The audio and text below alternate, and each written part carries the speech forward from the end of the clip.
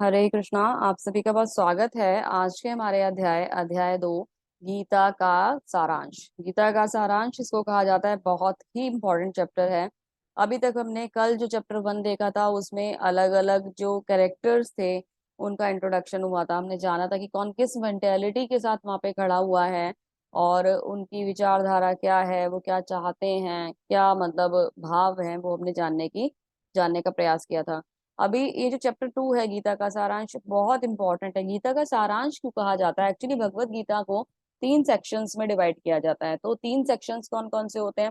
जैसे कि एक है भक्ति योग, एक है सॉरी कर्म योग, दूसरा है भक्ति योग और तीसरा है ज्ञान योग। तो तीन जो सेक्शंस हैं, इन तीनों सेक्शंस को अगर हम मतलब भगवत गीता की बात करें, 18 अध्याय में से छह छह छह का एक सेक्शन होता है। तो फर्स्ट हम जो सेक्शंस फर्स्ट सेक्शन जो हम लोग पढ़ते हैं वो कर्म योग का प्रधान सेक्शन होता है। सेकंड में हम भक्ति की चर्चा करते हैं और थर्ड में हम लोग जानते हैं ज्ञान के बारे में। तो ये जो भगवत गीता का सेकंड नंबर का चैप्टर है, इस चैप्टर में भगवान ने उन तीनों के तीनों योग का यानी तीनों के तीनों सेक्शंस का समरी दिया है एक तरीके से। इसलिए इसको गीता का सारांश कहा जाता है और बहुत सुंदर अध्याय है। यहाँ हमें झलक मिलती है हर अलग अलग कर्म योग की, भक्ति योग की और ज्ञान योग की। बहुत सुंदर अध्याय से समझने का प्रयास करेंगे। और सबसे इम्पोर्टेंट बात क्या है कि अभी तक तो सारे कैरेक्टर्स की एंट्री हो चुकी है, लेकिन जो महानायक हैं, है ना, जो मतलब एक तरीके से कह लीजिए जगत के पालनहार हैं, वो भगवत गीता में अब आएंगे, है ना। तो कहते हैं ना, वीआईपी एंट्रीज जो होती हैं वो थोड़ा स्लोली स्लोली, है ना, वीआईपी स्टाइल में होती है। तो अभी भगवान आने वाले हैं ना। अभी तक भगवान ने कुछ नहीं बोला है। अर्जुन बोल रहा है, दुर्योधन बोल रहा है, धृतराष्ट्र बोल रहा है, संजय बोल रहा है, पर और भगवान ने कुछ नहीं बोला है। तो अभी भगवान आएंगे और भगवान बोलना शुरू करेंगे। अर्जुन ने बहुत ज्यादा कल विलाप करा, शोक करा, है ना, विषाद योग था अर्जुन का। और अर्जुन ने अपना धनुष रख दिया था और बोल दिया था कि भाई मैं युद्ध नहीं करूंगा। तो अर्जुन ने अलग अलग अपने कारण दिए। तो अर्जुन ने कौन कौन से कारण दिए? अर्जुन ने बोला मुझे दया आ रही है, मेरे सामने जो मेरे परिजन खड़े हैं, मेरे मित्र खड़े हैं, संबंधी खड़े हैं, मुझे दया आ रही है, मैं युद्ध नहीं कर पाऊंगा। दूसरा कारण दे दिया, मुझे तो कोई आनंद ही नहीं लग रहा इसमें, तो मुझे समझ नहीं आ रहा कि युद्ध करूं तो क्यों करूं, इसमें तो कोई लाभ जैसी चीजें ही नहीं दिखाई दे रही, आनंद लग ही नहीं रहा है। तीसरा बोलता है मुझे पाप फील हो रहा है कि मैं अपने ही लोगों को मारूंगा तो ये पाप हो जाएगा। चौथा अर्जुन ने बोला कि मतलब वो जो है पारिवारिक परंपराएं नष्ट हो जाएंगी, बच्चे मतलब सारे पुरखे जो क्या कहते हैं वयोवृद्ध है, वृद्धजन है या पुरुष है, वो खत्म हो जाएंगे। तो स्त्रियां और बच्चे रह जाएंगे। तो मतलब जो परिवार है, जो उसके संस्कार हैं, वो खत्म हो जाएंगे। लास्ट उसने बोला मुझे असमंजस हो रहा है और अभी मैं कंफ्यूज हो गया हूँ और अभी मैं अपना जो धनुष उसने साइड पे रख दिया और बोला कि मैं नहीं करना चाहता युद्ध। तो ये 5 रीजंस अर्जुन ने दिए। तो अभी इन रीजंस का सोल्यूशन, इन रीजंस का आंसर भगवान देने के लिए स्वयं आएंगे भगवत गीता में। और अभी एक्चुअली क्या है, ये भगवत गीता जो है वो एक तरीके से अर्जुन और भगवान के बीच का संवाद है। ये इस सुंदर तरीके से चलता है कि ये सुंदर तरीके से चलने वाला संवाद उन दोनों के बीच की उस सिचुएशन को हमारी लाइफ में प्रैक्टिकली सिचुएशन रेगुलर कैसे हम फेस करते हैं, इस तरीके से समझते हुए चलेंगे। और हमें उन सिचुएशंस में क्या करना चाहिए, अर्जुन क्या कर रहे हैं, अर्जुन वहां पे हमें ही रिप्रेजेंट कर रहे हैं। अर्जुन कोई और नहीं है। अर्जुन हम जैसे भटके हुए लोग हैं जो समझ नहीं पा रहे कि हमें जीवन में क्या करना चाहिए। तो हमारी स्थिति को वहां दर्शा रहे हैं अर्जुन। वहां अर्जुन नहीं खड़े हैं, सोच के देखिएगा, वहां हम खड़े हुए हैं। हम नहीं समझ पाते कि हमें इस सिचुएशन में क्या करना चाहिए। तो हमें अपने आप को रखकर इस भगवत गीता को समझना है। हरे कृष्णा। तो हमें ये समझते हुए मतलब इसको आगे बढ़ना है और समझना है। तो भगवान अभी हमें बताने वाले हैं, एक तरीके से ये समझेंगे और आगे बढ़ते जाएंगे। ठीक है, तो भगवत गीता का सुंदर सा अध्याय शुरू करते हैं। आप सभी का फिर से एक बार बहुत स्वागत है। श्रील प्रभुपाद की जय। हरे कृष्णा।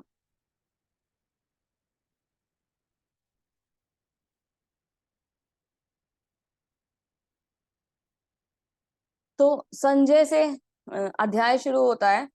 संजय उवाच तम तथा कृपयाविष्टम् अश्रुपूर्णकुलेक्षणम् विषीदन्तमिदं वाक्यम् उवाच मधुसूदन।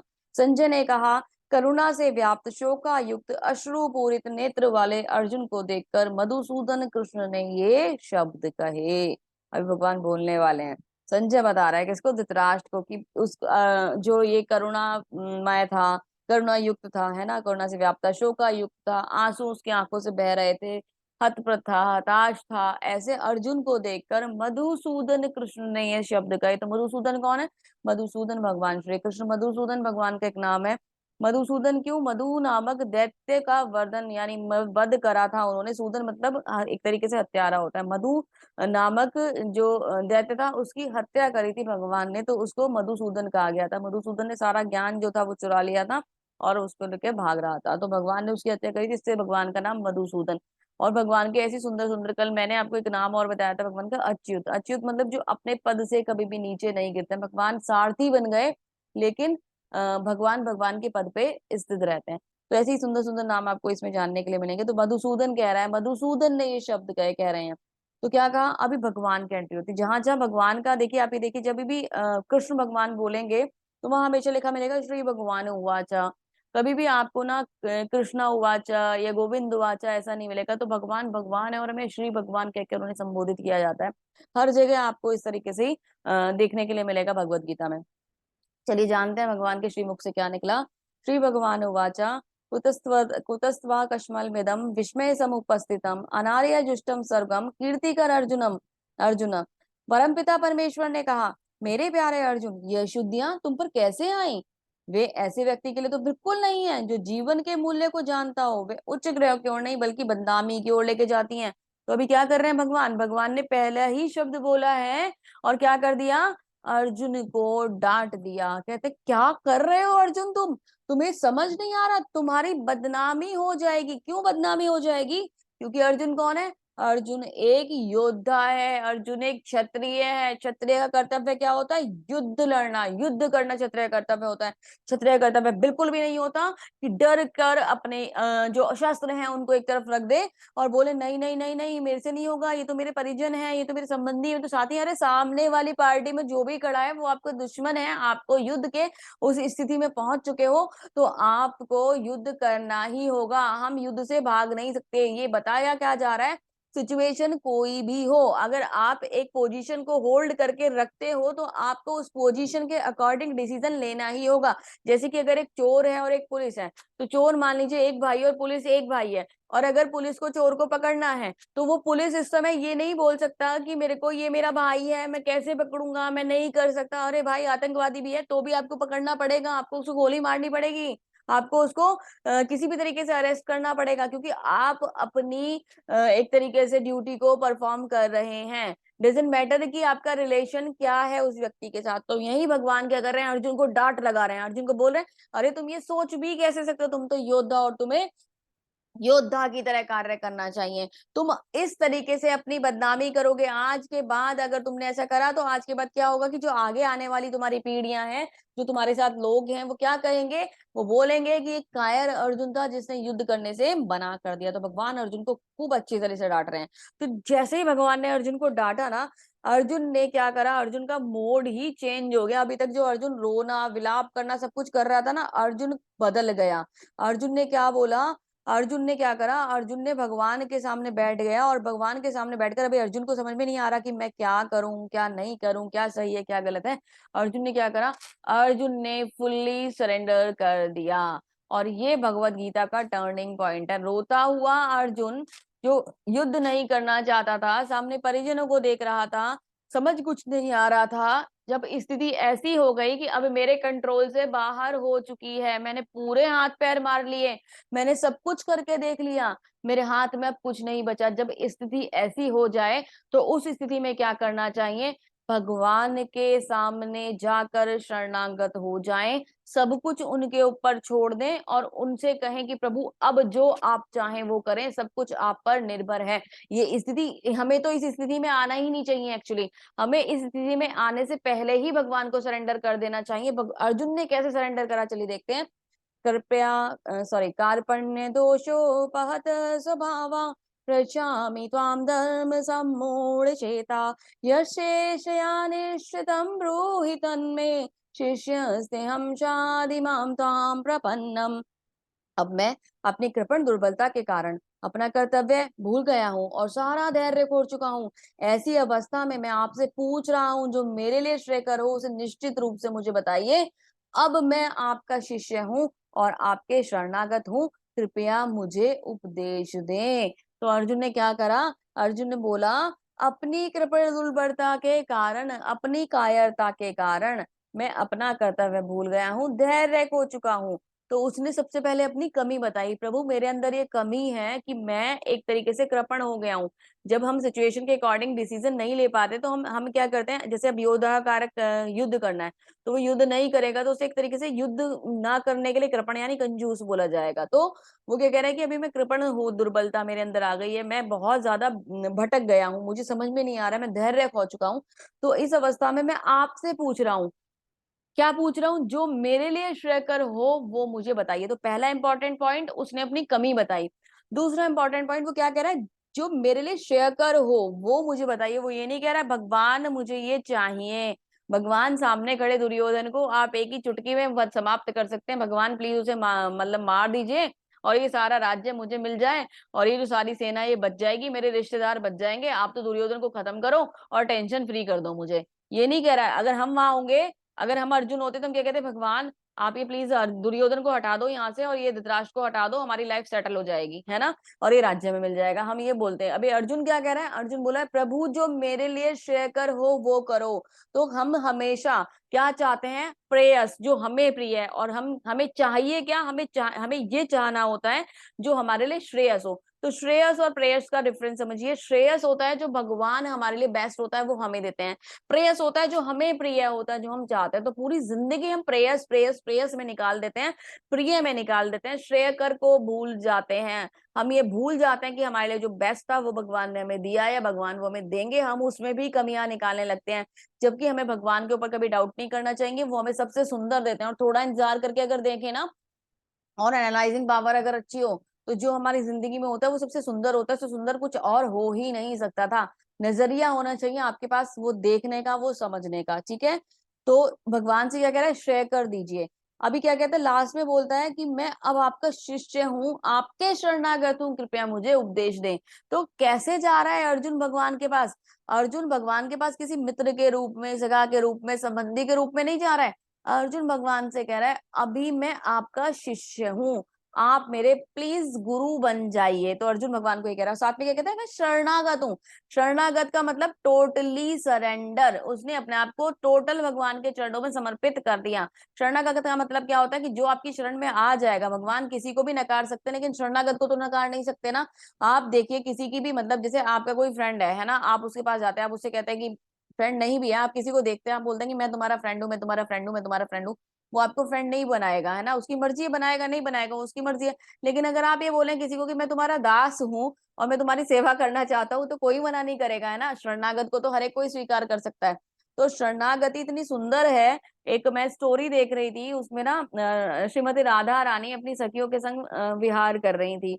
तो राधा रानी के लहंगे के संग एक छोटा सा पत्ता, किसी सूखे हुए पेड़ का जो पत्ता था वो राधा रानी के लहंगे पे लगा हुआ था, और ऐसे ऐसे लगे लगे लगे जा रहा था। तो जैसे ही ललिता सखी ने देखा कि राधा रानी के लहंगे पे एक सुंदर सा पत्ता, मतलब एक सॉरी सूखा हुआ सा पत्ता लगा हुआ है, और उन्होंने बोला कि राधे तुम्हारे लहंगे पे ये पत्ता चिपका हुआ है, मैं इसे हटा देती हूँ। तो जैसे ही हटाने के लिए अपना हाथ आगे बढ़ाया, श्रीमती राधा रानी ने उस पत्ते को उठा लिया और अपने हाथ में ले लिया। कहती है अरे तुम ये क्या करने वाली हो, तुम इस पत्ते को, तुम इस सूखे हुए पत्ते को मेरे लहंगे पे से मत उठाओ, ये तो मेरे शरणागत आ गया, ये तो मेरी शरण में आ गया है, और ये इसके पास मेरे सिवा कौन है, अगर मैं भी इसे फेंक दूंगी तो ये कहाँ जाएगा। तो देखिए भगवान कितने सुंदर होते हैं। श्रीमती राधा रानी एक छोटे से तिनके को, छोटे से पत्ते को भी सहारा दे देती हैं। तो अगर हम भगवान की शरण में जाएंगे तो निश्चित ही हमें भगवान जो है वो सहारा देंगे, या भगवान हमारी हर प्रॉब्लम का सोल्यूशन देंगे। तो शरणागति इज द मोस्ट इंपॉर्टेंट की पॉइंट, कि हमें शरणागति को स्वीकार, मतलब क्या कहते हैं, शरणागति का भाव लेके आना चाहिए।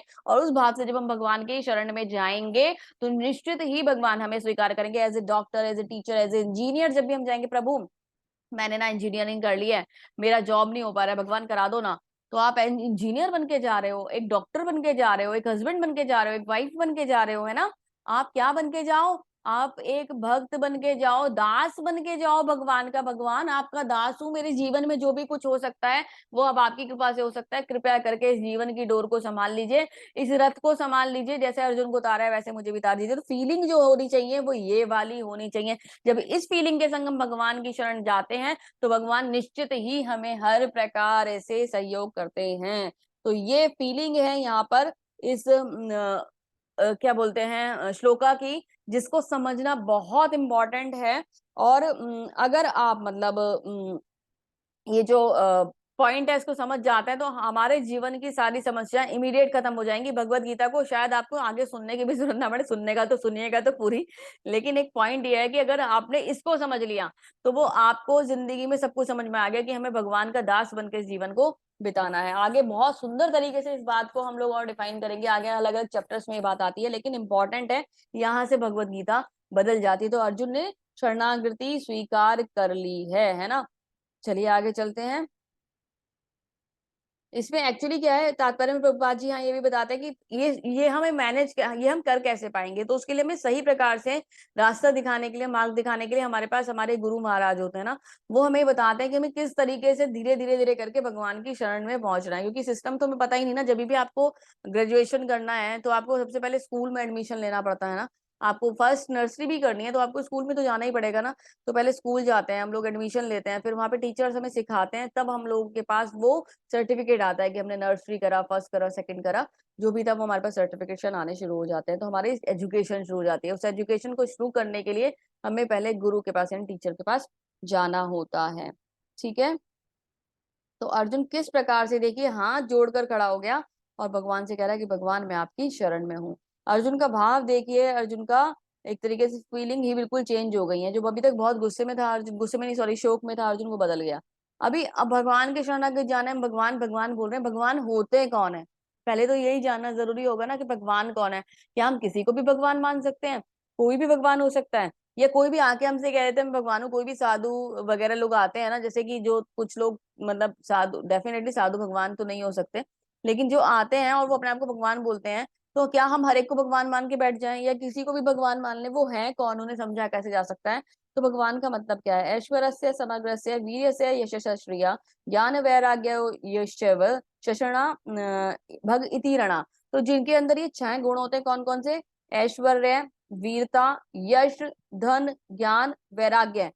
इन छह गुण, जो सबसे ज्यादा ऐश्वर्यवान हो, सबसे ज्यादा वीर वीर हो, सबसे ज्यादा यश हो जिनके पास, सबसे ज्यादा धन हो जिनके पास, सबसे ज्यादा ज्ञान हो और सबसे ज्यादा वैराग्य हो, जिनके पास ये सारी चीजें एक साथ सबसे ज्यादा मात्रा में होंगी, सिर्फ वही भगवान हो सकते हैं। अब आप बोलो कि जी बहुत सारा धन तो अंबानी के पास है, सबसे ज्यादा धन अंबानी के पास है, तो अब अंबानी भगवान है? नहीं, भगवान नहीं है। क्यों नहीं है? क्योंकि सारी चीजें थोड़े ना है, केवल धनी तो लेके बैठे हुए हैं। आप बोलो ऐश्वर्या राय सबसे ज्यादा सुंदर है, तो भगवान है? नहीं है, क्योंकि सुंदरता ही तो है, सब कुछ थोड़े ना है।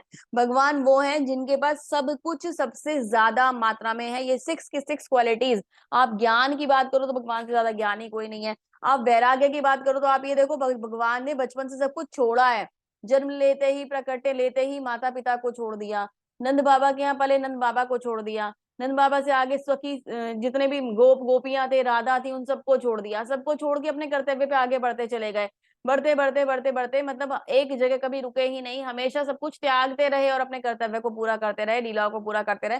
तो भगवान से ज्यादा त्याग कौन कर सकता है? हम ये कहते हैं कि भगवान भगवान होते हैं, भगवान को क्या प्रॉब्लम है, भगवान तो आराम से रहते हैं, भगवान को क्या दिक्कत होती है? हमारी लाइफ में आती है प्रॉब्लम तो। अरे देखो तो सही, भगवान ये लीलाओं से सिखा क्या रहे हैं? भगवान ही लीलाओं से सिखा रहे हैं कि तुम भी त्याग करना सीखो, तुम भी वैराग्य लेना सीखो। और जिस समय हमारे अंदर भावना आएगी उस समय हमारे पास सृष्टि की सारी जितनी भी जो भी खुशियां हैं, जो भी प्रकृति ने हमें देना है, वो सब कुछ हमें वहां पे वैसा ही मिल जाएगा। ठीक है, तो ये सिक्स क्वालिटीज अगर भगवान के किसी व्यक्ति के अंदर है तो वही भगवान हो सकता है। तो किसी भी व्यक्ति को आप भगवान ना समझे, कोई भी अगर आप को बोले कि जी मैं भगवान हूं, मैं आपको ये करके दिखा सकता हूँ, वो करके दिखा सकता हूँ, तो किसी भी तरीके से गलतफहमी में ना जाए। भगवान भगवान होते हैं, उनको पहचानने का प्रयास करें, अपनी बुद्धि का थोड़ा विकास करें।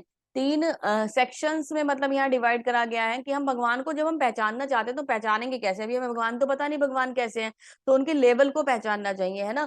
तो ये लेवल एक्चुअली हमारे लिए, भगवान के नहीं है। ये हम लोगों को समझने के लिए यहाँ पे कैटेगराइज करा गया इसको।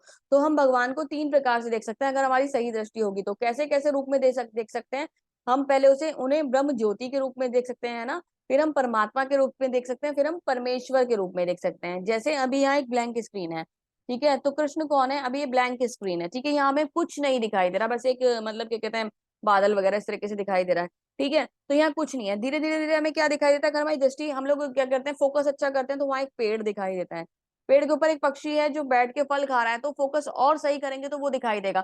तो बारीक से बारीक चीज दिखाई देगी अगर हम हमारा फोकस सही करेंगे। अगर हम अपनी मतलब क्या कहते हैं सही दृष्टि का उपयोग करेंगे तो हमें भगवान दिखाई देंगे। तो समझने का चरण क्या है? ब्रह्म ज्योति से लेके परमात्मा, परमात्मा से लेकर भगवान। तो जैसे ब्रह्म ज्योति वाले जो होते हैं, जो निराकार निराकार निराकार की बात करते हैं, वो केवल हमें ब्रह्म ज्योति पे ले जाके छोड़ देते हैं, और वो उसके आगे मतलब हमें जाने ही नहीं देते। जबकि भगवान साकार रूप में बैठे हुए हैं। ब्रह्म ज्योति क्या है? भगवान के शरीर का जो तेज है, हजारों सूर्य के समान तेजवान है भगवान का शरीर।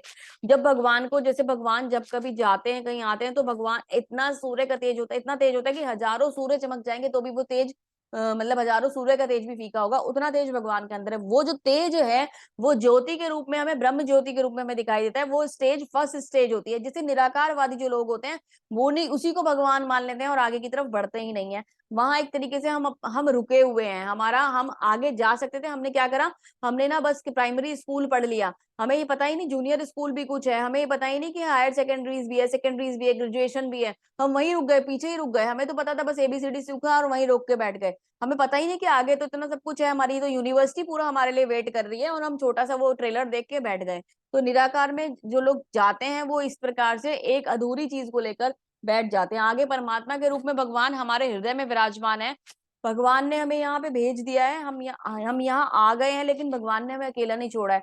भगवान हमारे हृदय में, हमारे साथ, हमारे परमात्मा के रूप में, चतुर्भुज रूप में हमारे हृदय में आज भी विराजमान है। मैं भगवत गीता बोल रही हूँ, आप सुन रहे हो, तो हमारे संग बैठ के कौन सुन रहा है? आपके हृदय में बैठे हुए परमात्मा और मेरे हृदय में बैठे हुए परमात्मा, दोनों ही इस अलग अलग, हमारे अलग अलग परमात्मा हो गए ना एक तरीके से। आपके हृदय में एक और परमात्मा होगा और मेरे में और होगा, तो वो भी इस भगवत गीता को सुन रहे हैं। हम कहते हैं ना कि कोई देखे ना देखे भगवान देख रहा है, तो कहाँ से देख रहा है भगवान? भगवान हमारे हृदय में विराजमान है और वहां से हमें देख रहे हैं। तो हमेशा अपने आप को, जो भी आप करो, वो इतना सही तरीके से करो कि आपको मतलब कभी उस चीज पे ग्लानि ही ना रहे, क्योंकि कोई डर ही नहीं रहे, है ना। आप बिल्कुल स्ट्रांगली सारे काम करो, ताकि हमें कुछ गलत हम करें ही ना, और उसके लिए हमें कोई ग्लानि ना हो, कोई डाउट ना हो, कोई गिल्ट ना हो कि मैंने ये क्या कर दिया, क्योंकि भगवान हमारे अंदर ही विराजमान है। तीसरा रूप परमेश्वर, जो कि भगवान का साक्षात दर्शन है। जब हम आगे तपस्या में और बढ़ते हैं, अपनी साधना में और बढ़ते हैं, गुरु की बताए हुए रास्ते पे चलते चलते, तो हमें भगवान का सुंदर दर्शन हो जाता है। ये लेवल 1 के लिए थोड़ी ज्यादा डेफिनेशन हो सकती है, लेकिन ये इंपॉर्टेंट पॉइंट है, और आपको अगर समझ में आ गया तो आप मतलब अपनी भक्ति को बहुत सुंदर बना सकते हैं। इसलिए मैं आपको इतनी डिटेल इसमें दे रही हूँ। तो ज्योति में कुछ इस तरीके से दिखाई देता है, और दृष्टि अगर सही होगी तो श्याम सुंदर रूप में हमें हमारे भगवान इतने प्यारे दिखाई देते हैं। तो जितने सुंदर भगवान है, उनको छोड़ के केवल ज्योति पे ध्यान लगाना तो समझ में नहीं आता। अभी भगवान के आंसर शुरू होते हैं। अभी क्वेश्चन था अर्जुन का कि मुझे दया आ रही है, तो भगवान कहते हैं, डाउट अर्जुन का था ना, दया आ रही है, तो भगवान ने उसको कैसे समझाया? देहिनो अस्मिन् यथा देहे कौमारम यौवनम जरा तथा देहांतर प्राप्तिर धीरज तत्र न मुह्यते। जिस प्रकार शरीरधारी आत्मा इस वर्तमान शरीर से बाल्यावस्था में, बाल्यावस्था से तरुण अवस्था में, फिर वृद्धावस्था में निरंतर अग्रसर होता है, उसी प्रकार मृत्यु होने पर आत्मा दूसरे शरीर में चला जाता है, और धीरे धीरे ऐसे परिवर्तन, धीर व्यक्ति ऐसे परिवर्तन से मोह को प्राप्त नहीं करता। तो भगवान क्या बता रहे हैं? जब हम पैदा होते हैं तो बहुत छोटी सी हमारी मतलब एक तरीके से बॉडी होती है ना, शेप साइज बहुत छोटा होता है। धीरे धीरे हम बढ़ते हैं, बढ़ते हैं। हम बचपन में हमारे 2 4 5 साल के होते हैं, फिर हम युवा किशोरावस्था में आते हैं, फिर हम युवा होते हैं ना, युवा होते हैं, फिर हमारा मैच्योरिटी के एक और सुंदर सी एज आ जाती है, जब 40s के अराउंड होते हैं कि हाँ अभी कहते हैं कि 40s वाली जो लाइफ होती है ना, वो वहां पे व्यक्ति बहुत ज्यादा आकर्षक दिखाई देता है। कुछ तो सोचते हैं कि 25 वाली एज में शायद बहुत हम लोग स्मार्ट दिखते हैं, लेकिन 40 की जो एज होती है ना, 40s का जो साइकिल होता है, वो इतना अच्छा होता है कि 40s पे प्राउड करना चाहिए, क्योंकि आप फुल्ली मैच्योर वहां पे हो चुके होते हो। आपकी जो बॉडी है वो बेसिकली जो ग्रो कर रही है, जिस हिसाब से आप फुल्ली, जो आपका मतलब डेवलपमेंट जिस भी अकॉर्डिंग होना है, वो उस तरीके से होके बिल्कुल एक तरीके से आपका फिजिकल, अगर आप, मैं फिजिकलिटी की यहाँ पे बात कर रही हूँ, कि अगर आप उसे देखो तो यहाँ पे आप बिल्कुल अलग दिखाई देते हो, कॉन्फिडेंस अलग होता है, एजुकेशन वगैरह सारी चीजें कंप्लीट हो गई, वो जो एक मतलब पावर होती है 40s की, बहुत सुंदर होती है। तो ये वाले एज में सबसे स्ट्रॉन्ग फीलिंग हमारे अंदर होती है। लेकिन इसके बाद बाद धीरे धीरे क्या होने लगता है, 40+ होते होते होते ही हम सब चीजें ना धीरे धीरे घटनी शुरू हो जाती हैं, और फिर आगे जाते जाते डल हो जाती हैं। वृद्धावस्था में जब हम आते हैं, तो यही यहीं से पतन शुरू हो जाता है, और फिर धीरे धीरे शरीर जो होता है, वो एक तरीके से जिस फिजिकल फॉर्म में हम यहाँ पे बैठे हुए हैं, वो धीरे धीरे से हमारे मतलब एक तरीके से जैसे ग्रो हुआ था, वैसे ही उसको वो धीरे धीरे खत्म होना शुरू हो जाता है। तो अभी क्या है कि भगवान क्या कह रहे हैं कि जो धीर व्यक्ति होता है, जिसको ये पता है कि हाँ भाई ये तो होता ही है, ये तो होना ही है, मतलब शरीर जैसे सब कुछ अभी बड़ा है, अभी हमने ग्रो करा है, जैसे एक फूल है वो खिला है, फल आया है ना, तो वो धीरे धीरे डाउन हो गई होगा। तो जो समझदार व्यक्ति होते हैं वो उस बात से मोहग्रस्त नहीं होते और इन सब चीजों की टेंशन नहीं लेते। ठीक है, तो यानी कि भगवान उसको क्या बोल रहे हैं कि तुम्हें दया आ रही है, अरे तुम दया करके करोगे क्या? ये लोग आज तुम्हारे सामने खड़े हैं, एक दिन निश्चित ही ये यहाँ से चले जाएंगे, है ना। ये शरीर वृद्ध होगा, वृद्ध होकर समाप्त हो जाएगा, तो तुम टेंशन मत लो। ठीक है, ये साइकिल है। जब एक जीव किसी शरीर में आता है ना, आत्मा शरीर में आती है, वो धीरे धीरे बढ़ती है और बढ़ने के बाद धीरे धीरे डाउन हो जाती है, समाप्त हो जाता है वो शरीर, और उसके बाद फिर से दोबारा किसी शरीर में पहुंच जाता है। तभी तो इसको बोला गया है कि मतलब तथा देहांतर प्राप्ति, एक बार मरने के बाद दोबारा शरीर धारण करता है। तो टेंशन नहीं लेनी चाहिए, ये जीवन का चक्र है। दूसरे भगवान बताते हैं, वांसासी जीर्णानि यथा विहाय नवानि ग्रहणाति नरो पराणि तथा शरीराणि विहाय जीवा जीर्णा नयानि संयंति नवानि देहे। जिस प्रकार मनुष्य पुराने वस्त्रों को त्याग कर नए वस्त्र धारण करता है, उसी प्रकार आत्मा पुराने तथा व्यर्थ के शरीरों को त्याग कर नवीन भौतिक शरीर धारण करता है। तो जो आत्मा है उसका काम क्या है? शरीर बदलना। कपड़ों की तरह शरीर बदल देता है। जैसे हमारे लिए कोई शर्ट होगी, हमें अच्छी लग रही है, जब तक अच्छा है पहनते हैं, नहीं अच्छा लग रहा खराब हो गया चेंज कर देते हैं ना। रेगुलर हम एक ही शर्ट को नहीं पहनते। तो वैसे ही जो हमारी आत्मा है वो उस हमारे शरीर को शर्ट की तरह यूज करती है। जब तक ओके है तब तक वो उसे यूज करेगी, जब वो उसके लायक नहीं बचता तो उसको छोड़ देती है और वो नया शर्ट अपने लिए बना लेती है। तो ये शरीर जो है, हमें इसका मोह होता है, हम आत्मा को तो जानते नहीं। मैं आपको देखूंगी तो आपका शरीर दिखाई देगा, आप मुझे देखोगे तो मेरा शरीर दिखाई देगा, लेकिन एक्चुअल में हम शरीर नहीं है। हमारे अंदर जो आत्मा है वो ओरिजिनल है ना। ये शरीर तो पंच तत्वों से मिलके बना है और यहीं समाप्त हो जाएगा। दो प्रकार की आत्मा होती है, अणु आत्मा और विभु आत्मा। तो हम क्या है? हम अणु आत्मा, हम छोटा सा अंश है, विभु आत्मा यानी कि भगवान है ना। तो हमें समझना होगा कि हम शरीर हैं, इस शरीर का समापन होना ही है। एक एज डिसाइड है जिसपे हम लोग का ये शरीर डल हो जाएगा, खत्म हो जाएगा और ये शरीर का त्याग करना ही होगा।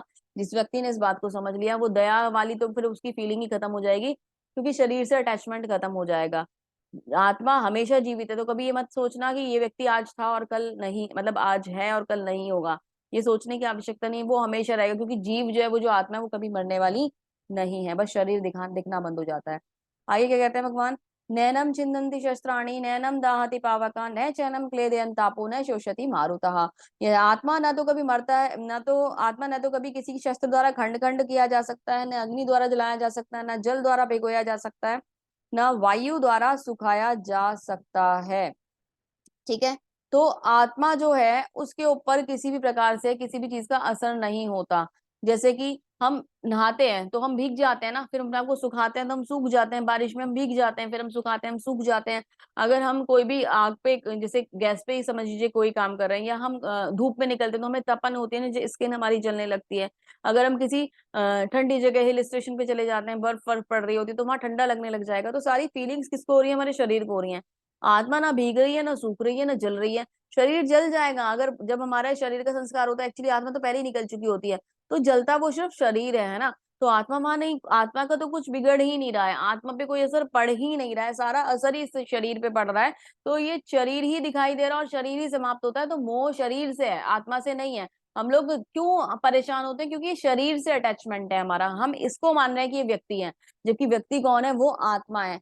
तो कह रहे हैं कि तुम जिनके लिए तुम दुख कर रहे हो वो तो हमेशा रहने वाले हैं, केवल शरीर बदल जाएगा, चिंता मत करो कि केवल शरीर बदलेगा। और इस शरीर के बदलने से एक्चुअली मैं आपको बताऊं तो कोई मतलब क्या कहते हैं, प्रॉब्लम होनी नहीं चाहिए। क्योंकि यहाँ देखो, जब शरीर बदलता है ना, जब आत्मा निकलती है, तो होता क्या है? दो कंडीशन होंगी, या तो उस व्यक्ति को एक भौतिक शरीर मिलेगा, या तो उस व्यक्ति को एक आध्यात्मिक शरीर मिलेगा। अभी आध्यात्मिक शरीर किसे मिलेगा? जिसने भक्ति कर ली है, जिसने भक्ति की पूरी मतलब एक तरीके से कह लीजिए अपनी भक्ति पूरी कर ली है, वो अब आध्यात्मिक शरीर में आ जाएगा, भगवान के संग आनंद पाएगा। अगर वो आध्यात्मिक शरीर में नहीं आया तो भौतिक शरीर में तो डेफिनेटली आएगा ही आएगा, है ना। और तो कोई तीसरा ऑप्शन ही नहीं है बीच में। तो भौतिक शरीर में आएगा, अपने कर्म पूरे करेगा, फिर भक्ति में जाएगा, फिर भगवान के पास। ओवरऑल डेस्टिनेशन एक ही है, घुमा फिरा के भगवान लेके सबको अपने घर ही जाएंगे, क्योंकि वहीं से हम लोग वापस आए हुए हैं। लेकिन तो दुख क्यों या शोक क्यों? हमारे जो कर्म हैं उनके अकॉर्डिंग उनको उसके अकॉर्डिंग हमारे रिजल्ट आएंगे, और उसके अकॉर्डिंग ये शरीर आगे चलेगा। तो कम से कम इस जीवन में इतनी भक्ति करने की अगले जीवन में हमें मनुष्य का शरीर मिल जाए। वो कब संभव होगा? देखो, इस जीवन की भक्ति से अगर हम लोगों को भगवान का धाम मिल जाए तो इससे सुंदर तो कुछ है ही नहीं। बिल्कुल एक मतलब ये कह लीजिए जीवन का इससे अच्छी तो कोई बात हो ही नहीं सकती। लेकिन अगर हमारी भक्ति उस प्रकार की नहीं है, हम उतना स्ट्रांगली भक्ति को नहीं कर पा रहे, तो कम से कम इतना प्रयास तो कर लें कि ये जो शरीर है, जो मनुष्य जन्म हमें मिला हुआ है, अगले जन्म में भी हम मनुष्य बन जाए और भगवान की भक्ति में लग पाए। इतनी भक्ति तो हमें अवश्य करनी चाहिए। तो भगवान अर्जुन को समझा रहे हैं। फिर अर्जुन ने बोला कि मुझे कोई आनंद नहीं आ रहा। तो भगवान क्या कहते हैं, एवाच्य वादांश बहुन वदिष्यन्ति तवा त्वा हिता निदन्तस्तव समर्थ ततो दुखंतरम नु किम। तुम्हारे शत्रु अनेक प्रकार के कटु शब्दों से तुम्हारा वर्णन करेंगे और तुम्हारी सामर्थ्य का उपहास करेंगे, तुम्हारे लिए इससे दुखदाई क्या हो सकता है। तो अर्जुन को बोल रहे हैं, अरे तुम शर्म करो, तुम्हें कुछ समझ आ रहा है नहीं आ रहा है, तुम क्या करने जा रहे हो। तुम कह रहे हो तुम्हें कोई आनंद नहीं आ रहा। अगर तुम्हें आनंद नहीं आया, तुम अपना आनंद देख रहे हो, तुम्हारी पोजीशन है, तुम एक योद्धा और तुम्हें युद्ध करना है। तुम ऐसा नहीं करोगे तो तुम्हारे शत्रु क्या करेंगे, अरे वो एक अर्जुन था डर गया, युद्ध तक छोड़ के भाग गया, ये कहेंगे तुम्हारे शत्रु तुम्हें। तो तुम ऐसे पागल मत बनो और युद्ध के लिए खड़े हो जाओ। हतो वा प्राप्स्यसि स्वर्गम जित्वा वा भोक्ष्यसे महीम तस्मात् दुष्यति कौन्तेय युद्धाय कृत निश्चय। हे कुंती पुत्र, तुम युद्ध के में मारे जाओगे तो तुम्हें स्वर्ग प्राप्त होगा और ये प्राप्त करोगे। यदि तुम जीत जाओगे तो तुम्हें पृथ्वी के साम्राज्य का भोग करोगे। ऐसे दृढ़ संकल्प करके खड़े हो जाओ और युद्ध करो। तो भगवान क्या करें, तुम्हारे लिए तो विन विन सिचुएशन है, दोनों हाथ में लड्डू है तुम्हारे। मरोगे तो तुम स्वर्ग जाओगे क्योंकि तुम युद्ध करते हुए मरे, अपना कर्तव्य पूरा करा, और अगर तुम जीवित रहे तो तुम्हें राज्य मिल जाएगा, दुर्योधन मर जाएगा। तो तुम ये क्यों कह रहे हो कि मुझे लॉस होगा, तुम्हें तो बेनिफिट ही बेनिफिट है, तुम तो विन विन सिचुएशन में हो। तो थोड़ा अपनी आंखों को खोलो, सोचो समझो, जो मैं कह रहा हूँ उसे करो और सही प्रकार से अपना कर्तव्य पूरा करो। तो जब आनंद की बात आई तो भगवान ने अर्जुन की डांट लगाई। ठीक है। और फिर भगवान क्या कहते हैं, भगवान अर्जुन को बोलते हैं, नेहा अभी नेहा एक सेकंड।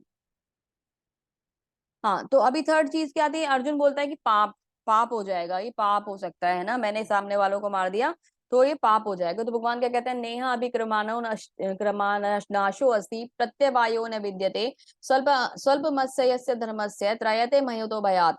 इस प्रयास में न तो हानि है न तो ह्रास है, अपितु इस पथ पर की गई अल्प प्रगति भी महान भय से रक्षा करती। तो भगवान क्या कह रहे हैं, तुम्हें क्या कह रहे हो कि तुम्हें पाप लग जाएगा। अरे भगवान की सेवा में किए जाने वाला छोटे से छोटा काम भी हर प्रकार के पाप से मुक्ति दिलाता है, हर प्रकार के भय से रक्षा करता है। जब भगवान जो थे सेतु बना रहे थे, लंका पर जाने के लिए बन रहा था, जब श्री राम लंका पर जाना चाहते थे, कूच करना चाहते थे, तो सबने सेतु का निर्माण करना चाहा। तो एक छोटी सी गिलहरी आ रही थी ना, छोटे छोटे पत्थर लेके, इतने सारे लोग बड़ा बड़ा पत्थरों को उठा उठा के निर्माण कर रहे थे, राम नाम से उस तैरा रहे थे, लेकिन वो छोटी सी गिलहरी क्या कर रही थी, अपना योगदान दे रही थी। तो भगवान ने उसके भी ये कह लीजिए कि जो उसका श्रम दान था उसको भी सराहा था। तो भगवान की सेवा में छोटा सा कार्य है, जितना उसकी सामर्थ्य था उसने करा था, लेकिन भगवान किसी को भी नकारते या इग्नोर नहीं करते, भगवान ने उसको भी नोटिस करा था। वो छोटी सी सेवा थी। और जो हनुमान जी थे, वो क्या कर रहे थे, लंका में ही आग लगाई है ना। अब हनुमान जी जितना महान काम तो नहीं करा था उस गिलहरी ने, लेकिन एक देखिए भगवान की नजर से कुछ नहीं बचता है ना। दोनों उन्होंने उसके कार्य को भी सराहा, लेकिन भगवान ने लंका में आग लगाई तो भगवान, अभी जो हनुमान जी हैं, सॉरी हनुमान जी ने लंका में आग लगाई तो हनुमान जी ये नहीं करे कि देखो मैंने लंका में आग लगा दी, कहते मैंने प्रभु की सेवा के लिए ये कार्य करा है, अपने लिए नहीं करके आए। वो भगवान की सेवा के लिए। देखो अगर हम कहीं और आग लगा देते तो मतलब उसके लिए पनिशमेंट मिल सकता था ना, क्योंकि भगवान की सेवा के लिए कार्य करा जा रहा था, तो वो कोई पाप नहीं लगा वहां पे, उन्हें कोई पाप नहीं लगा, क्योंकि कार्य ही भगवान की सेवा का था। तो ये देखो कि आप कार्य का कर रहे हो, अगर उद्देश्य भगवान की सेवा का होगा तो भगवान की सेवा में कोई पाप नहीं लगेगा। अभी आप कहोगे कि इस युद्ध में भगवान की कौन सी सेवा, तो ये युद्ध भी भगवान की मर्जी से ही हो रहा है ना, हम थोड़ा ना कर रहे हैं युद्ध, युद्ध भगवान की इच्छा से हो रहा है। और भगवान की सेवा कैसे, भगवान की सेवा ऐसे, जब हमारा कर्तव्य हम पूरा करते हैं तो वो भगवान की सेवा ही होता है। तो सही प्रकार से निश्चित निश्चय लेके जब हम भगवान की सेवा में कार्य करेंगे तो हमें पाप नहीं लगेगा। उसने बोला पारिवारिक परंपराएं नष्ट हो जाएंगी, भगवान ने कहा तुम गलत हो, कोई पारिवारिक परंपरा नष्ट नहीं होंगी। तुम अपने घर में अपने बच्चों को इस प्रकार के संस्कार दे के आगे बढ़ाओ कि वो तुम्हारी चीजों को आगे लेके जाएं, है ना। हमें बच्चों की अपब्रिंगिंग हमेशा उस प्रकार करनी चाहिए कि हम बचपन से उन्हें सही चीजें सिखाते रहें। हम हमेशा नहीं बैठे रहेंगे, हमें तो एक दिन जाना ही है ना। तो ये जो परिवार है, ये जो घर है, ये जो चीजें हैं, ये समाज है, इन लोगों को ही चलाना है। तो हमें शुरू से संस्कार वैसे देने चाहिए, क्योंकि हम कल भी जा सकते हैं, आज भी जा सकते हैं, अभी भी जा सकते हैं। तो फिर हम शुरू से ही उन्हें वो संस्कार देते हैं, जितना हमें भगवान ने दिया उतना ही तो करके जाएंगे ना, सारी चीजों की रिस्पॉन्सिबिलिटी टेंशन क्यों लें। भगवान ने ही हमें सिखाया था, भगवान ने हमें भेजा, भगवान ने ही हमें बुद्धि दी, भगवान ने हमें सिखाया है, भगवान उन्हें भी बुद्धि देंगे और सारी चीजों को कराएंगे। तो हम ये टेंशन लेके गलत सोच रहे हैं कि हम कर रहे हैं। लास्ट में उसने बोला कि असमंजस में हूं, मुझे कुछ समझ में नहीं आ रहा है। जब उसने बोला मुझे कुछ समझ में नहीं आ रहा है, तो भगवान ने अर्जुन को फिर से डांटा। क्या बोला भगवान ने? व्यवसायत्मिका बुद्धि रे कहे कुरु नंदना बहुशाखा हनंतांचय बुद्धयो से व्यवसायी नाम। जो इस मार्ग पर चलते हैं वे प्रयोजनों में दृढ़ रहते हैं और उनका लक्ष्य भी एक होता है। हे कुरुनंदन, जो दृढ़ प्रतिज्ञ नहीं है उनकी बुद्धि अनेक शाखाओं में विभक्त रहती है। तो डांट दिया भगवान ने अर्जुन को। कैसे डांट दिया? कि अपने जीवन का एक लक्ष्य बनाओ, भटको मत, पागल मत बनो। अर्जुन को जब द्रोणाचार्य ने पूछा था सामने क्या दिखाई दे रहा है, तो अर्जुन ने बताया था मुझे पक्षी की आंख दिखाई दे रही है। तो दृढ़ निश्चय, अगर लक्ष्य जो है ना वो बिल्कुल क्लियर, क्रिस्टल क्लियर होना चाहिए। पक्षी की आंख ही निशाना थी, वो ही भेदना था, वो ही दिखाई दे रहा था। बाकी लोगों को, किसी को पेड़ दिख रहा है, किसी को फल दिख रहा है, किसी को पत्ते दिख रहे हैं, किसी को फूल दिख रहा है ना। अर्जुन को क्या देखा था? पक्षी की आंख। तो हमारा लक्ष्य जीवन का इतना क्लियर होना चाहिए कि हमें पक्षी की आंख ही नजर आए कि हमें करना क्या है। भटकते रहेंगे चारों तरफ, आज ये कर लूं, कल वो कर लूं, परसों वो कर लूं, तो हम डिस्टर्ब होकर घूमते रहेंगे। हमें क्या करना है? अपना एक सेट टारगेट बनाना है और उसके ऊपर चलते जाना है। और जब हम भक्ति में आते हैं तो हम धीरे धीरे धीरे धीरे हमारा फोकस क्लियर होता चला जाता है, हम लोग बिल्कुल सही तरीके से उस टारगेट को अचीव करते जाते हैं, क्योंकि माइंड कूल एंड काम होता जाता है, डिसीजन मेकिंग पावर हमारे अंदर आती जाती है और हम अपने लक्ष्य, निर्धारित लक्ष्य तक पहुंच जाते हैं। तो भगवान क्या कह रहे हैं? भटको मत, एक लक्ष्य बनाओ। जीवन में अगर एक लक्ष्य बना के कार्य करोगे तो कभी भी असफलता का मुंह नहीं देखना पड़ेगा। तो हमें क्या करना है? और कभी कुछ ऐसा होता भी है तो आपको उससे सीखते हुए आगे बढ़ना है। ऐसा नहीं कि हमेशा ही 100% एक ही बार में हो जाए। कभी कभी ऐसा होता है कि हमें समझना होता है, कभी कभी ऐसा होता है कि हमारी तैयारी 99% आती है, 1% कहीं ना कहीं चूक हो जाती है। तो उसको कमी ना मानते हुए उसको ये समझिए कि मुझे, मेरे प्रयास में मुझे और थोड़ा सा निखार लेकर आना है और उसे सकारात्मक तरीके से बढ़ाना है और फिर आगे बढ़ना है।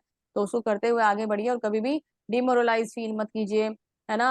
आप ऐसा निराशाजनक ऐसा कुछ वो मत रखिए, मन में विचार लेके आइए, हमेशा उसको आगे बढ़िए और अपने लक्ष्य को साधिए। लक्ष्य एक होगा तो जीवन में सफलता निश्चित ही मिलेगी। ये समझाते हुए भगवान ने अर्जुन के लास्ट प्रश्न का उत्तर दे दिया।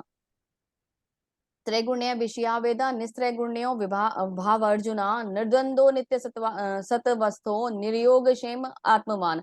वेदों में मुख्यतः प्रकृति के तीनों गुणों का वर्णन हुआ है। हे अर्जुन, इन तीनों गुणों से ऊपर उठो और समस्त दैत्य तथा लाभों तथा सुरक्षा की सारी चिंताओं से मुक्त होकर आत्मपारायण बनो। तो भगवान क्या कह रहे हैं? तीन गुण प्रकृति के कौन कौन से होते हैं? सतगुण, रजगुण और तम गुण। ये तीनों गुण हमें बांध कर रखते हैं। तो भगवान क्या कह रहे हैं? इन तीनों गुणों के बंधन से उठ जाओ और अपना लक्ष्य साधो और उसको प्राप्त करने का प्रयास करो, आत्मपारायण बनो। कर्मण्यवाधिकारस्ते मा फलेषु कदाचन माम कर्म फल हेतुर्भम माम ते संगो अस्ते स्वत कर्मणि। तुम्हें अपने कर्म करने का अधिकार है, किंतु कर्मों के फलों का तुम अधिकारी नहीं हो। तुम न तो कभी अपने आप को अपने कर्मों के फलों का कारण मानो, नहीं कर्मों के करने में कभी आसक्त हो। मतलब भगवान क्या कह रहे हैं? एक्चुअली इस कर्मण्यवाधिकारस्ते जो ये श्लोक का है, इसका मीनिंग ऐसे लगाया जाता है कि कर्म करो, फल की चिंता मत करो। जबकि भगवान यहाँ ऐसा कुछ भी नहीं कह रहे हैं। भगवान ये कह रहे हैं कि तुम कर्म करने के अधिकारी हो, फलों पे तुम्हारा अधिकार नहीं है, तो चिंता मत करो वाली कोई बात नहीं है। एक्चुअली जब आप स्टडी करोगे तो स्टडी कैसे करोगे कि मुझे ना अच्छी पोजीशन लेके आनी है, अच्छी रैंक लेके आनी है, तो फल की चिंता तो करनी पड़ेगी ना। टारगेट तो होगा तभी तो आप उसको अचीव करोगे ना, है ना। अभी टारगेट ही नहीं है, अभी क्या है, आपने तो बोला बोला माता जी ने बोला था कि कर्म करो, तो मैं तो बस ये एग्जाम दे के आ रहा हूँ, ये मेरा कर्म है ना। मतलब अब इसमें मैं जो भी पास हो जाए फेल हो जाए मुझे फर्क नहीं पड़ता। ये तब होगा, ये अभी जब तक आप इस एग्जाम की तैयारी नहीं कर, जब तक आप एग्जाम की तैयारी कर रहे हो तब तक तो आपको उस फल की चिंता करनी होगी, है ना। फल की चिंता कैसे? कि मुझे हायर रैंक लेकर आनी है, तब तक आपको उस फल की चिंता करनी है। फल की चिंता छोड़नी कब है? फल की चिंता छोड़नी है जब एग्जाम हो गया। अब एग्जाम हो गया, अब मुझे फल से आसक्ति नहीं रखनी है। तो क्या करना है? फल को टारगेट बनाकर ही काम करना है। ऐसा नहीं है कि फल को भूल जाना है, लेकिन टारगेट कब तक बनाना है? जब तक उसके लिए पूरा प्रयास डाल के, एफर्ट डाल के आपका एक्शन कंप्लीट ना हो जाए। आपका एक्शन हो गया, अब आसक्ति छोड़ दो, अब प्रभु पे छोड़ दो, अब जो भी कुछ होगा वो भगवान ने मेरे लिए बेस्ट सोच के रखा होगा, है ना। तब आप काम करो। तो आपको कोई इंटरव्यू क्रैक करना है, कुछ भी करना है, अपनी पूरी तैयारी से जाओ, है ना, अपना बेस्ट दे के आओ। अब रिजल्ट जो है, अब रिजल्ट से आसक्त मत होगा। रिजल्ट फेवर में आया तो बहुत अच्छी बात है, तो पागल नहीं होना। और अगर रिजल्ट फेवर में नहीं आया तो फिर आपको दुखी नहीं होना, है ना। तो आपको उस तरीके से कार्य करना है, ठीक है। श्री भगवान उवाच प्रजा प्रजाहाति यदा कर्मण्य सर्वान् पार्थ मनोगतान् आत्म ये वान आत्मा संतुष्ट स्थित प्रज्ञस्त दो उच्यते। बहुत सुंदर श्लोक है। इसमें क्या कह रहे हैं भगवान? भगवान बोल रहे हैं कि श्री भगवान ने कहा, हे पार्थ, जब मनुष्य मनोधर्म से उत्पन्न होने वाली इंद्रिय तृप्ति की समस्त कामनाओं का परित्याग कर देता है और जब इस तरह से विशुद्ध हुआ उसका मन आत्मा में संतोष प्राप्त करता है, तो वो विशुद्ध दिव्य चेतना को प्राप्त कर स्थित प्रज्ञ कराता है। तो मतलब भगवान क्या कह रहे हैं, स्थित प्रज्ञ करो, बनो। स्थित प्रज्ञ के कौन होते हैं? जो जिनके पास ना मतलब जो टेंशन नहीं लेते, सारी इंद्रियों को कंट्रोल कर लेते हैं, सारी इच्छाओं को मतलब त्याग देते हैं। जो हमारे मन में भोग की इच्छाएं होती है उनको त्याग कर मन को एकाग्र कर लेते हैं ना, एकाग्र करके एक लक्ष्य पे लगाते हैं, उन्हें स्थित प्रज्ञ कहा जाता है। जैसा कि ध्रुव महाराज, मतलब कितनी परेशानियां आई, कितनी टेंशन आई, क्या क्या नहीं कराया हिरण्यकश्यप ने उनको मारने के लिए, लेकिन वो दृढ़ रहे, अपनी भक्ति में लगे रहे। और अपनी भक्ति में लगे रहने का रिजल्ट क्या हुआ कि भगवान ने उनकी रक्षा करी। जलाने तक का तो मतलब ये देख लीजिए, होलिका को के साथ बैठाकर जलाने का तक का तो प्लान कर लिया था, फिर भी उस अग्नि से बच के निकल आए। राक्षस आते थे, हाथी मंगाते थे, खाई में गिराते थे, पता नहीं क्या क्या नहीं करते थे वो लोग उनके साथ, लेकिन उन्होंने भक्ति नहीं छोड़ी और भगवान का आश्रय मतलब चरण नहीं छोड़े, और भगवान ने आश्रय दिया, और कितना सुंदर आश्रय दिया कि नरसिंह रूप में अवतार लेकर हम सबको अपना प्रेम देने के लिए भगवान आ गए, है ना। बहुत ही सुंदर है नरसिंह भगवान। आप नरसिंह भगवान की जब आराधना करते हो तो नरसिंह भगवान बहुत दयालु हैं। भौतिकता में अगर कभी भी कुछ भी आपको चाहिए, क्योंकि हम लोग भौतिक लोग हैं ना, सब भौतिकता हमसे छुटती नहीं है एक साथ, तो कभी मन में अगर कोई भौतिक चीज की भी इच्छा होती है ना, तो केवल नरसिंह भगवान को बोलो। नरसिंह भगवान बहुत दयालु हैं, बहुत जल्दी हमारी प्रार्थनाओं को सुनते हैं, एक्चुअली हमारे परम पिता हैं। नरसिंह भगवान से जब हम कोई रिक्वेस्ट करते हैं तो वो हमें उसका भी बेस्ट वर्जन देते हैं। तो नरसिंह भगवान हमें वो देते हैं जो मतलब जो भी कुछ हमें चाहिए, अगर हमारी ये रेगुलर लाइफ से रिलेटेड, तो नरसिंह भगवान की प्रार्थना। आज माता जी ने नरसिंह आरती सुनाई थी ना, नमस्ते नरसिंहाय प्रहलाद लाद दायिने। तो ये इतने सुंदर है नरसिंह भगवान, सारी हमारी इच्छाओं को भक्ति देने वाले नरसिंह भगवान है ना। वैसे हमें कायदे में भगवान से सिर्फ भक्ति मांगनी चाहिए, बाकी सब कुछ भगवान हमें खुद देते हैं, है ना। भगवान भक्ति दे देते हैं और बाकी सारे ऐश्वर्य हमारे पास अपने आप आ जाते हैं। लेकिन अगर भौतिकता की भी कोई इच्छा होती है हमारे मन में, जैसे कि अब आप चाहिए कि भाई देखो मेरे पास घर नहीं है, तो मुझे चाहिए कि भगवान एटलीस्ट मुझे एक घर तो आप दे दो जिसमें मैं रह कर आपकी भक्ति कर पाऊं, आपका सुंदर सा मंदिर बना पाऊं। चलो अगर आप इतना मांगना भी चाहते हो तो किन से मांगो? नरसिंह भगवान से मांगो, बहुत दयालु है नरसिंह भगवान। बोलो आपको बोलना क्या होगा कि नरसिंह भगवान आपकी भक्ति दो, और आपकी भक्ति करने के लिए एक घर भी मुझे दे दो जहां आपका सुंदर सा मंदिर हो। तो वहां ये घमंड नहीं करना कि ये घर मुझे मिल गया, ये मेरा घर, I am the owner of this house, ये नहीं कहना है आपको। ये तो भगवान का दिया हुआ घर है, आई am the care taker of this house only, है ना। तो आपको ये भाव से उस घर में रहना है। तो अभी आगे चैप्टर्स में आएगा तो हम इसे डिस्कस करेंगे। तो हमें क्या करना है, हमें भगवान की भक्ति को हायर पॉइंट पे रखना है और उस पॉइंट से भगवान की भक्ति करनी है ना। तो स्थित प्रज्ञ होना है, अपने लक्ष्य को चलाने के लिए हमें क्या करना है, बिल्कुल स्ट्रांगली वहां पर रुक जाना है, स्टक हो जाना है कि बस अब ये मुझे इधर से उधर टच से मस नहीं होना है, इसी टारगेट को अचीव करके कार्य करना है, ठीक है। आगे चलेंगे। जैसे कि श्रील प्रभुपाद जी, कितना सुंदर उदाहरण है, ऐसा कोई और उदाहरण तो और हो ही नहीं सकता। अगर हम आज के ये समाज में देखें तो आप ये देखिए कि प्रभुपाद जी की अगर आप स्टोरीज पढ़ेंगे लाइफ की ना, आपके आंसू निकल आएंगे, आंसू, सच बता रही हूँ मैं। जितना स्ट्रगल श्रील प्रभुपाद जी ने करा है, मतलब बहुत ही कठिनाइयों के साथ जीवन को व्यतीत करते हुए, दो जोड़ी कपड़े में रहते थे वो, पता है आपको? वो भी कैसे खराब से होते थे, लेकिन उन्होंने कितना महान कार्य कर दिया। ये भगवत गीता भागवतम इतने बड़े बड़े ग्रंथ हमें दे दिए जो हम कभी सोच भी नहीं सकते थे कि हम पढ़ पाएंगे। मैं तो कभी नहीं सोच सकती थी, मैं कभी सोच नहीं सकती थी मैं भगवत गीता पढ़ पाऊंगी, मैं कभी सोच नहीं सकती थी मैं भागवतम पढ़ पाऊंगी। और मैं अपने आप को इतना सौभाग्यशाली मानती हूँ श्रील प्रभुपाद जी की कृपा से, भगवान की कृपा से, कि मैं भागवतम पढ़ती हूँ, मैं भगवत गीता पढ़ती हूँ। ये प्रभुपाद जी के बिना संभव नहीं था। मतलब मेरे जैसे तुच्छ जीव अगर इस पोजीशन पे पहुंच सकता है कि भागवतम पढ़ के और मैं मतलब आज आपको भी बता रही हूँ, सुना रही हूँ, मैं भगवत गीता पढ़ती हूँ, भागवतम खुद से मैं कर रही हूँ। तो ये एक आम आदमी, मेरे जैसा एक आम आदमी अगर कर सकता है, तो मतलब ये केवल और केवल प्रभुपाद जी की कृपा है और कुछ भी नहीं है। तो एजुकेशन जो है वो इस्कॉन का फर्स्ट मोटिव है। यहाँ पता है जाति धर्म ऊंच नीच कुछ भी नहीं होता, यहाँ जो भी होता है वो भगवान का डिवोटी होता है। कोई भी आए सही क्रियाओं को सीखे, भगवान की भक्ति में लगे, ज्ञान को अर्जित करे। ज्ञान यहाँ का एक तरीके से कह लीजिए यूएसपी है, वो हमें एजुकेशन देते हैं, एजुकेट करते हैं, और हम सब जो है वो भगवान की भक्ति में आगे बढ़ते जाते हैं। बहुत सुंदर है प्रभुपाद जी का जीवन, और एक बार तो आप लोग जरूर उसको समझने का प्रयास कीजिएगा। प्रभुपाद जी की बुक्स को पढ़िएगा और समझने का प्रयास कीजिएगा कितनी स्ट्रगल प्रभुपाद जी ने करी। और इम्पोर्टेंट, ये चैप्टर बहुत लंबा है आज का, 2-3 श्लोकाज और है, उन्हें भी समझिए, फिर इसको फिनिश करेंगे चैप्टर को। बहुत इंपॉर्टेंट श्लोक है, इनको भी मिस मत कीजिएगा। ध्यायतो विषय पुंसा संगस्तेषु उपजायते, संगात सजायते कामा, कामात क्रोध अभिजायते।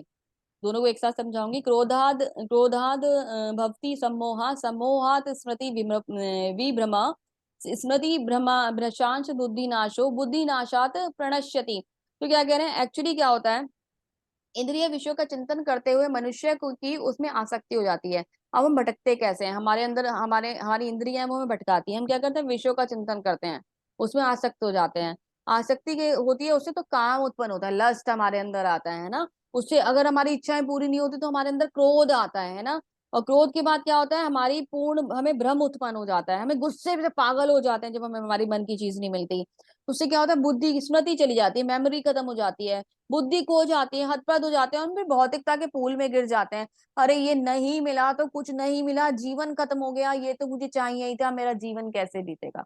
हम ये वाली सिचुएशन में पहुंच जाते हैं। तो ये एक साइकिल है, कैसे काम करती है, पहले ऑब्जेक्ट होता है, फिर अटैचमेंट होता है ना, काम आता है, फिर क्रोध आता है, फिर सम्मोहन डिल्यूजन आता है, फिर स्मरण शक्ति खो जाती है, बुद्धि का नाश हो जाता है और व्यक्ति का पतन हो जाता है। तो हमें क्या करना है, हमें इस चक्र से अगर बचना है, ये 6 पॉइंट है, आपको बहुत काम आएंगे, याद रखिएगा हमेशा। अगर हमें इस चक्र से बचना है तो खुद को भगवान की भक्ति में लगाना होगा, अदरवाइज कुछ नहीं होगा। ऑब्जेक्ट आएगा, डिस्ट्रैक्ट करेगा, हम पागल होंगे, और फिर हमारा पतन हो जाएगा। आप सब यूथ हैं, बहुत ही ज्यादा इंपॉर्टेंट है इस एज में संभल के चलना और बैलेंस करना। अगर जीवन को संभाल लिया इस क्षण पर, तो ये जीवन बहुत सुंदर हो जाएगा। देखिए भगवान ने हमारे लिए सब कुछ बना के रखा है, सब कुछ हमारे लिए अरेंज करके रखा है, ठीक है। हमें सब कुछ वो मिलेगा जो हमारे लिए यहाँ है। हमें भगवान किसी भी चीज से वंचित नहीं रखेंगे। पर अपने आप को फिलहाल जो आपका उद्देश्य है उस पे लगाइए, अपने आप को भटकाइए मत। डिस्ट्रैक्ट करने वाले बहुत सारे मूवमेंट आपकी लाइफ में आते हैं, आपको भटकाते हैं। हम दिन भर, मतलब दिन भर में 10 चीजें ऐसी होती हैं जो आपको अट्रैक्ट करती हैं, आपको भटकना नहीं है।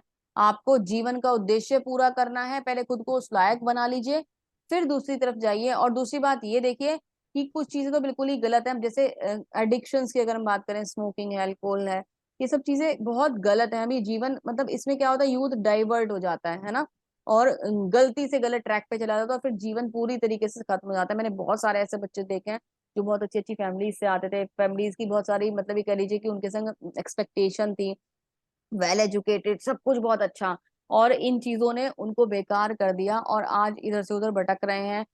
बहुत अच्छी अच्छी फैमिली से आने वाले बच्चे, एक मतलब जो अच्छी लाइफ, अच्छा करियर, सब कुछ अचीव कर सकते थे, वो आज एक तरीके से वो पतन उनका हो चुका है। तो ऐसे भी बहुत सारे केस पर्सनली मैं जानती हूँ। तो मैं आप लोगों को सजेस्ट करूंगी कि आप लोग बिल्कुल भी भगवत गीता सुनने के लिए अगर आए हैं, भगवान ने अगर इतना कृपा आप पर कर दी है, तो उसको समझकर अपने जीवन को सही लक्ष्य पर लेकर जाएं, और बिल्कुल भी माइंड को डाइवर्ट ना करें, ठीक है। चलिए, तो ये चैप्टर कंप्लीट हुआ। शिल प्रभुपाद जी इसको समराइज करते हैं, जानते हैं प्रभुपाद जी क्या कह रहे हैं। मनुष्य कृष्ण भावनामृत में दिव्य जीवन को एक क्षण में प्राप्त कर सकता है, और हो सकता है कि उन लाखों जन्मों के बाद भी उसे प्राप्त ना करा जाए। यह तो सत्य समझने और स्वीकार करने की बात है। मतलब भगवान ये क्या कहना चाह रहे हैं प्रभुपाद जी की, भगवान की भक्ति एक क्षण में मिल सकती है और लाखों जीवन में भी नहीं मिल सकती। खट्वांग महाराज जो थे, उन्होंने मृत्यु के कुछ समय पूर्व ही, केवल उनके पास एक क्षण बचा था, 28 मिनट का एक क्षण होता है। तो वो एक क्षण बचा था उनके लिए, उनके पास, और उन्हें पता चला कि उनकी मृत्यु होने वाली है। स्वर्ग मतलब वो युद्ध कर रहे थे, तो तुरंत वहां से वापस आए, उन्होंने युद्ध वहीं छोड़ दिया और युद्ध छोड़कर अपने आप को भक्ति में इस प्रकार समर्पित कर दिया कि एक क्षण में भगवान की शरणागति ले रही थी और भगवान यहाँ से मुक्ति पा गए थे।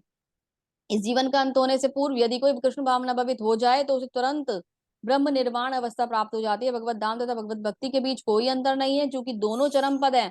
अतः भगवान की दिव्य प्रेम भक्ति में व्यस्त रहने का अर्थ है भगवत धाम को प्राप्त करना। अगर हम यहाँ पे भी भगवत धाम भगवान की भक्ति में व्यस्त हैं तो यही भगवत धाम बन जाएगा हमारे लिए। ठीक है। भौतिक जगत में इंद्रिय तृप्ति विषय कार्य होते हैं, आध्यात्मिक जगत में कृष्ण भावना विषय कार्य होते हैं। इसी जीवन में कृष्ण भावनामृत को प्राप्ति तत्काल ब्रह्म प्राप्ति जैसी है। जो कृष्ण भावनामृत में स्थित होता है वह निश्चित रूप से पहले ही भगवत धाम में प्रवेश कर चुका होता है। भगवत गीता के प्रतिपाद है कर्मयोग, ज्ञान योग और भक्ति योग। इस द्वितीय अध्याय में कर्मयोग तथा ज्ञान योग और भक्ति योग की स्पष्ट व्याख्या हुई है। ज्ञान योग की स्पष्ट व्याख्या हुई है, भक्ति योग की भी झांकी दी गई है। तो प्रभुपाद जी क्या कह रहे हैं कि हमें क्या करना है, जहां हम कृष्ण भावना भावित हुए वहीं पर भगवत धाम बन जाएगा। तो अपने जीवन को कृष्ण भावना से जोड़ना चाहिए। ये जो सेकंड नंबर का चैप्टर है, ये चैप्टर नंबर सेकंड में तीनों भाव बताए गए हैं, तीनों योग बताए गए हैं, इसको ध्यान से सुनना चाहिए और अपने आप को भक्ति में लगाकर जीवन को चलाना चाहिए। तो यही भगवान मिल जाएंगे हमें, है ना। और मिलने के लिए भगवान एक क्षण में मिल सकते हैं, नहीं मिलने को लाखों जीवन भी लगा देंगे तो नहीं मिल पाएंगे। लेकिन हमारी जो भक्ति है वो इतनी अच्छी नहीं है कि हम खटवांग महाराज की तरह क्या करें, अपना एक क्षण में समर्पित कर दें, अपने जीवन को पूरा 100% डिवोशन दिखा के भगवान को समर्पित कर दें। तो हम तो बहुत तुच्छ जीव है ना। तृणादपि सुनीचे ने तरुरोपी सही सुना अमानी न मान देहे कीर्तनीय सदा हरि। तो हमें क्या करना है, हम बहुत तुच्छ हैं, हमें क्या करना चाहिए, हमें भगवान की भक्ति में निरंतर अपने जीवन को चला के रखना चाहिए। तो अगर क्योंकि वैसा करेंगे तो लाखों जन्मों में हमें भगवान मिलेंगे, ये मानते हुए भक्ति करनी चाहिए। हम इतने सुपीरियर नहीं कि एक क्षण में मैंने भक्ति कर ली और मुझे भगवान मिल गए। तो हमेशा नित्य हरि नाम का कीर्तन करिए, भगवत गीता से जुड़े रहिए, कभी किसी को कष्ट मत पहुंचाइए, जीवन का लक्ष्य बनाइए, भगवान की दी हुई शिक्षाओं के अनुसार अपने जीवन को चलाइए। कि भगवत गीता हमारे लिए भगवान ने बेची है। भगवान ने सोचा जब मैं यहाँ से चला जाऊंगा तो इन बच्चों का क्या होगा, ये जो बच्चे हैं ये तो परेशान हो जाएंगे, ये मुझसे कैसे बात कर पाएंगे। आज तो अर्जुन बात कर पा रहा है, ये कैसे बात करेंगे जो भटक के यहाँ पे आ गए हैं। तो भगवान ने बोला कि मैं भगवत गीता भेज दूंगा मेरे इन बच्चों के लिए, है ना, जो कभी भटकेंगे नहीं और हमेशा अपने जीवन का लक्ष्य निर्धारित करके चलेंगे। तो इतना सुंदर भगवान ने हमारे लिए ये अरेंजमेंट कर दिया और भगवान ने भगवत गीता हमें दे दी। तो हमें क्या करना है, हमें इस भगवत गीता का लाभ लेते हुए, भगवत गीता को अपने जीवन में उतारते हुए भगवान की जो कृपा है उसको प्राप्त करना है। और प्रभुपाद जी का जो एफर्ट हमारे जीवन को सुधारने में लगाया उन्होंने कि हमारे अंदर भक्ति आ जाए, उसको फुलफिल करना है। इसी के साथ इस अध्याय को यहीं समाप्त करते हैं। आप सभी का बहुत बहुत धन्यवाद, अंत तक बने रहने के लिए, केयरफुली सुनने के लिए, आपका समय देने के लिए बहुत बहुत धन्यवाद। हरे कृष्णा। श्रील प्रभुपाद की जय। हरे कृष्णा। हरे